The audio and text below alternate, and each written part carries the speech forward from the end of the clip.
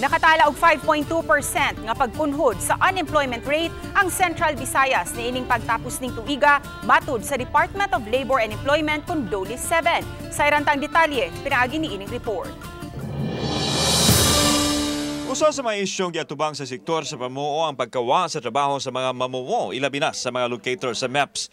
Diin nakasinati og pagpang-retrench human usab ang ubang mga kumpanya wa na kasugakod sa ilang operasyon. Usa kini sa gitutukan sa Department of Labor and Employment uban ang ilang mga counterparts nga mga ahensya ug LGU. Sa livelihood kanang ang ilang mga proposals depende bisag unsa, no? Mga abli na lang may beauty parlor, mga abli na lang may karinderya.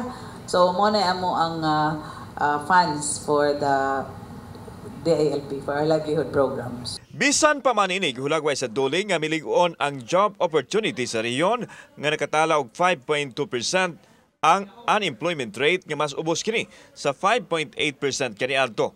Lakip sa mga nagatampo ang pagbaskog og balik sa ubang mga kumpanya nga inanay nga nakabangon gikan sa epekto sa mga katalagman nga naagian. Unemployment have decreased, meaning those during the COVID and audit times that were really down, maybe they have started to really recover. Gitugan usab ni Direktor Lilia Esteliore sa DOLE 7 nga 70% sa dulan 3,000 ka mga kumpanya nga ilang nasusi mituman sa 33 pesos nga aumento sa suhulan nga gisugdan sa pagpatuman ni atong buwan sa Oktubre. Hinuon adunay nihangyo kuno og exemption kay dili makasarang sa paghatag og aumento sa suhulan ilabi na kadto mga gagmayng negosyante. During our inspection, we have noted 25% violations. 75% of the companies inspected have already complied.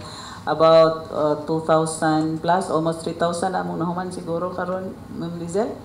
So, nga companies, so 75% ang compliant. Taliwa pa man sa giatubang nga mga pagsuway karong tuiga, target sa ahensya nga palambuon pa ang ilang serbisyo sa tuig 2024 diin lakip nini ang pagpatuman og mga programa nga makatabang sa pagdevelop sa kinaadman ug katakos sa mga tawo alang sa sudlan nga panginabuhian. Samtang giila og gipasidunggan sa DOLE 7 ang natampo sa mga partner stakeholders sa ilang mga programa.